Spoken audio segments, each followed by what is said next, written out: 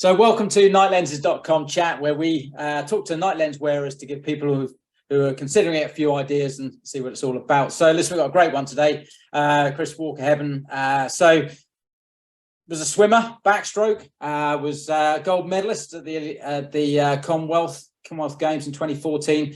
And I remember watching, so 2016, it was Phelps's last race.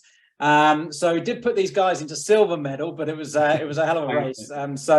So listen, Chris, thanks a lot for joining us and talking about it. So I've got to ask you about that race, right? What was the atmosphere like? Phelps's last race, you guys up against a good team. You had a great team yourself. How was it? Yeah, it was incredible, to say the least. You know, it was last race of the meet. Stadium was packed. Obviously, Phelps's last race. You know, it was always going to be a big one. It's always going to be chaos. You can't even describe it. It's so nervous, but it's much better going out with the boys. Takes some of the nerves away and makes it that little bit easier. But at the same time, it was still a super tough race, and like you said, pipped us into second. So Phelpss, you've had some highlights in your career. I mean, the Commonwealth gold obviously was one of them. How was that as a race?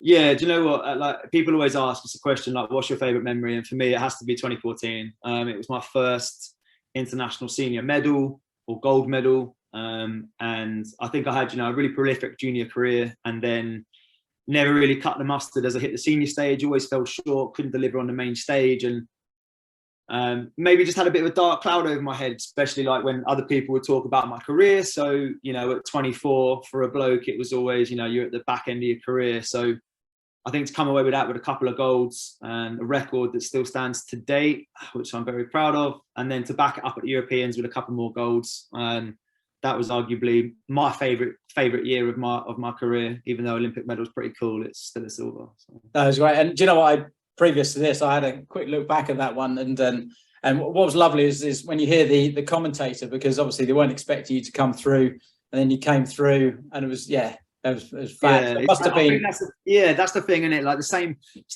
same commentators, whether it was Helen Skelton or Steve Parry or Sharon Davies, whoever it was, they sort of follow your career because they're the same people you talk to year in, year out, whether you have a good race or a bad race. And I think I remember talking to Sharon Davies after the Commonwealth Games, and she was like, "Well, finally," and I was just like, "Tell me about it." So, and then it just went from strength to strength, really, and to have the best years in my career in the very, very last years of my career, was kind of testament never really to give up. So yeah, not bad. Absolutely. So you said about the juniors. So what age did you get into swimming? My parents always wanted me to swim just as like a life skill, same with my brother and sister. And then I was really sporty. I did a lot of sports, football, track, basketball, but swimming I was just better at. And for those that know, like, swimming just takes up a hell of a lot of time for a very short amount of racing. But strength to strength, and then it came to 15, and went to the nationals. And every year they took 6 lads to Australia on the offshore program as like a scholarship program for 2 years, and I was nowhere near the top 6 at the time, but I think a load of the lads in front of me basically didn't want to go to Australia without their parents, and it's a big move at 15, but my mum was pretty much like, you can't say no. So I went to Australia for 2 years, and then that's when just started getting real, like really good European junior champ, world junior champ, and strength to strength came out of nowhere when I started training properly. And that was it. Really. We're talking about sort of night lenses, which brings me onto your eyesight. So at that stage, 15, 16.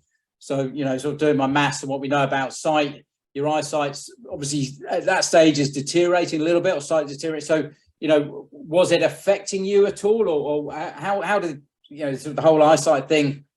How did it work within when your age, I guess, sort of 15, sort of 18, 19?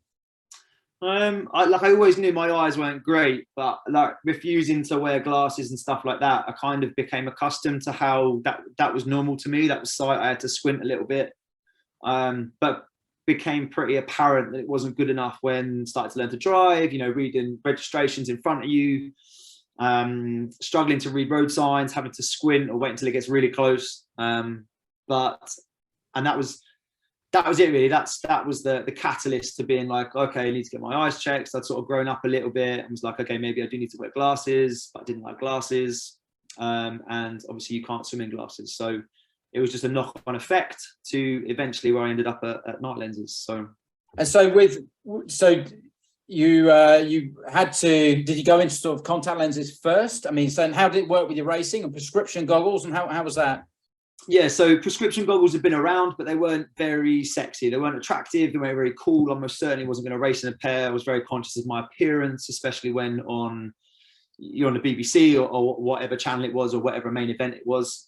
So that was definitely not an option. Obviously, you couldn't wear glasses, so it was contact lenses. And obviously, you see your optician, you get your dailies. I wasn't wearing monthlies, and they weren't ideal. Obviously, swimming with lenses, as anyone that knows, it's just they're either going to fall out, they're going to fold, they're going to fall under your eyelid, whatever it was. It just wasn't. It wasn't practical. So training in them wasn't a thing. But I sort of began to get into the habit of, in my race kit bag, I'd go up to my race and bang, just pop 2 in just before I raced, and then I had the ability to sort of see the scoreboard, see the flags, whatever it was, whatever venue, and that again wasn't quite a good enough solution. A couple of times I'd lost one, or I'd raced with one eye in, which again doesn't really help. So yeah. So a lot of the top athletes and sports people we talk to, they say, look, if you to hit gold or to win a match or whatever, you have to cross all the T's and dots the I's. Yeah, that way around. Right. Everything has to be perfect, right? To get that absolute perfect race, because you're competing against the best in the world. So I guess, did you have any times where with your contact lenses where just before a race you had a problem, and then of course that takes you out of your zone, and during your race you had a problem? Yeah, there's a few problems here and there, but ultimately, like worst case, I knew I could get the race done without them. But like you said, you're looking for a stress-free environment when it comes to like your top end race. You've got, what have I got, 52, 53 seconds to prove a point, and the last thing I want to be panicking about is whether my lenses are in the right way, whether I've got the right ones in, 2 lefts, 2 rights, whatever it is. But there were a couple of occasions, luckily enough, never on a world stage or Olympic stage, but I was competing in France 1 year, and it was outdoors, which is always a little bit more difficult. And for the life of me, I just couldn't get in one of my lenses, kept folding, kept losing it dry out. I had to grab another one, and I'm just stressing. Like, I'm in the final, 100 backstroke. Camille Lecour's there, the world champion at the time, on his home turf, and I'm looking to compete, looking to hold my own, and I don't know, prove a point really. And in the end, I just took them out, and I couldn't race with them. And obviously, that's just not what you need, standing up to the blocks on something sight we take for granted. And at that time, it was just, and I didn't actually race that well, and I refused to turn around and look at the board, because I knew, obviously, I think I'd come second, and I know people are taking photos, and I didn't want the image of me turning around to look at the board, squinting, trying to focus. Yeah. Like, you couldn't actually see the board. Like, that's it, I'm moving on. So right, you roll with the punches. And have you ever had a thing where it's gone into your lens has been affected during a race? What does it ever happen? Do you ever get any water in there or anything? Or do you know what? Not really. Like, by the time I started racing in lenses, everything I was wearing, hat, goggles, trunks, everything was down to a T. So fortunate for a backstroker, we don't have a lot of velocity coming in off the block, so I was never prone to goggles sliding down your face or being in your mouth, around your neck. So I was pretty fortunate in that sense.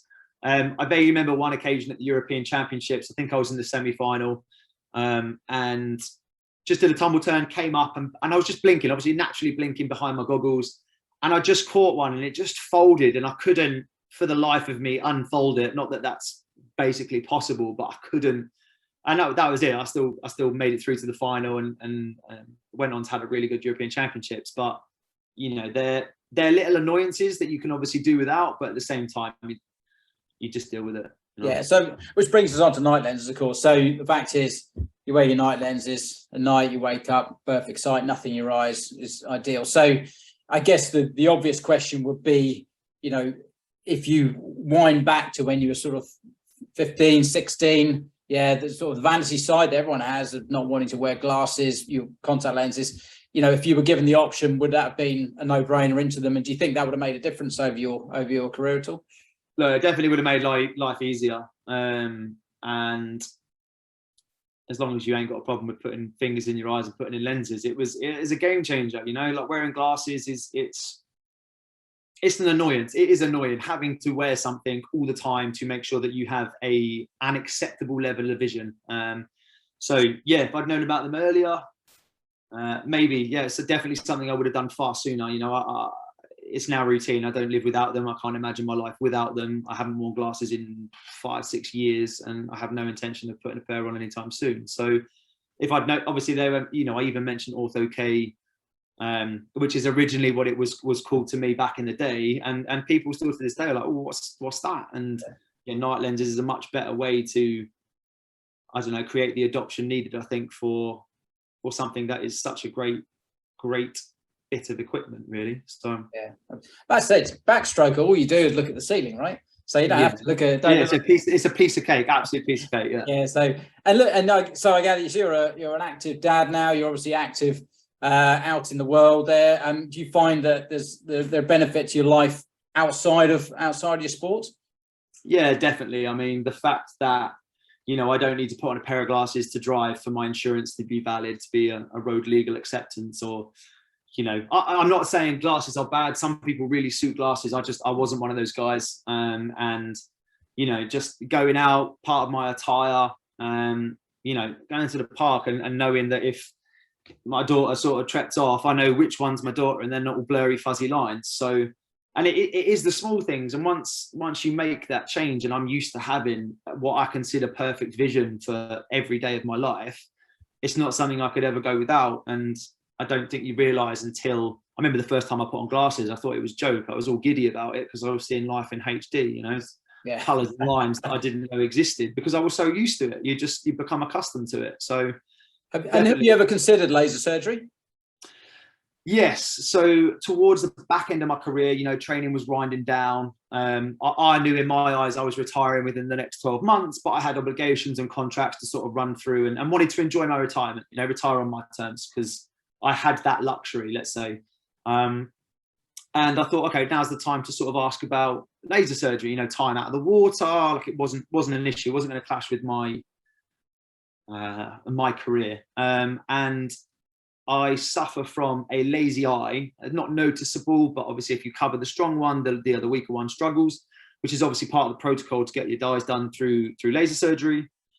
And obviously that comes with inherent risk because if you cover the strong eye to laser the weak eye and the weak eye drifts mid-laser, obviously there's a potential that you could lose vision in that eye. So it was kind of a no-brainer and risk and reward was pretty minimal there. So that's when these lenses were prescribed and suggested, and that was it. Changed life really, and yeah, I couldn't imagine life without them. Yeah, it's great. I mean, one of our oldest patients we've interviewed recently is 81, and I chatted to him not long ago on nightlenses.com, and he's out playing golf, he's doing things. He's just, you know, life's good, and you just think, yeah, this is you don't laser surgery. People think it's forever. It's not, and you know, it enables you to have an active life. So let's go. And the obvious question, which I think I know the answer is if we're looking at youngsters coming through in terms of swimmers, and of course swimmers who are currently swimming and active right now, you know, why if they're short-sighted, why would you recommend night lenses them, sort of looking back and what you know now?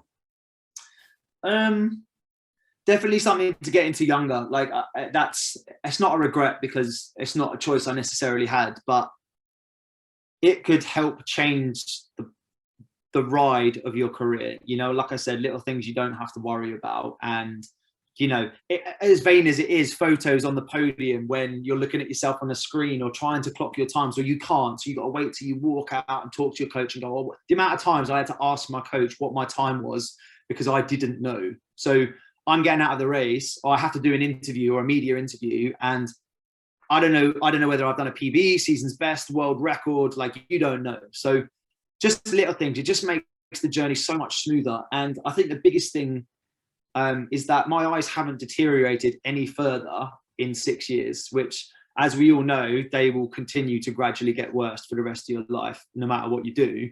And these have stopped that. I'm still sitting at whatever prescription I was 6 years ago. I had them checked by the optician 2 weeks ago, and exactly the same. My prescription's never changed. I just get a new set of lenses every 6 months, and that's it. Like, it couldn't be easier, you know. That's fantastic. And you basically said the word game changer earlier. We actually hear it with all the interviews. Everyone thinks it's a game changer. You know, we're doing these interviews to explore that. Do you think these, you know, they become more and more popular now, more and more mainstream? Do you feel that night lenses could be game changers for sort of elite athletes and sports people?